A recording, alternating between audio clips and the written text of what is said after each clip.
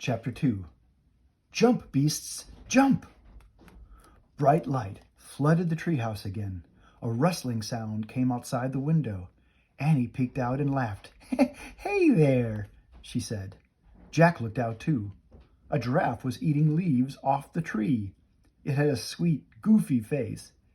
Jack peered at the world beyond the giraffe. He couldn't believe his eyes. He saw a huge grassy plain, a wide river, and tons of birds and animals, more than he had ever imagined in one place. Giraffes and zebras were on the side of the river where Jack and Annie were. Thompson's gazelles and the big horned animals were on the other side. "Where are the lions?" said Jack. "I don't know," said Annie. "Do you think it's always this crowded?" "Let's find out," said Jack. He picked up the book on Africa and looked at the picture of the animals. He read aloud. "Every year, in late spring, thousands of zebras and gazelles and millions of wildebeests migrate the dry plains of Tanzania into Kenya." "What's migrate mean?" said Annie. Jack pushed his glasses into place. "It means they go someplace else for part of the year, like birds going south for the winter." "Oh, right," said Annie.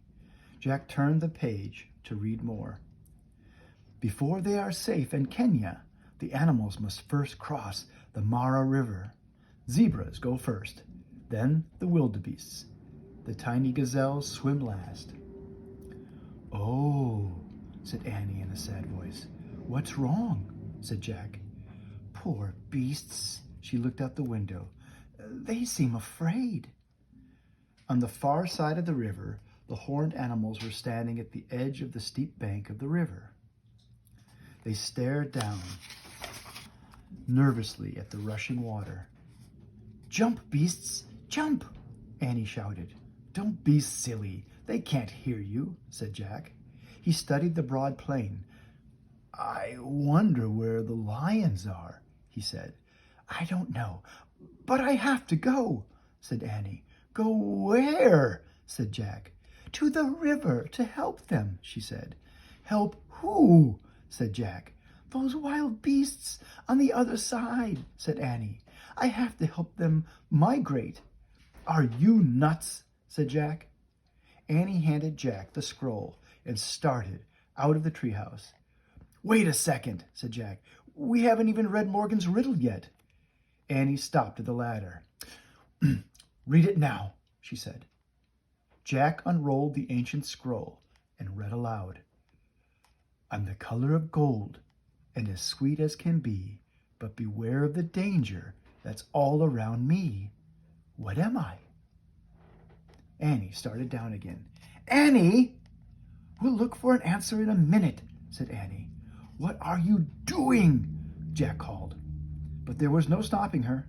Jack watched as she hopped off the ladder. Then she started to walk through the tall grass between the zebras and giraffes. "I don't believe her," he said to himself. He quickly put the Africa book in his pack. He started down the ladder. When he stepped onto the ground, he looked around carefully. The giraffes were eating the tree leaves. The zebras were grazing in the grass. Tons of birds flapped overhead. "This is okay," he thought. He just had one little question. Where are the lions?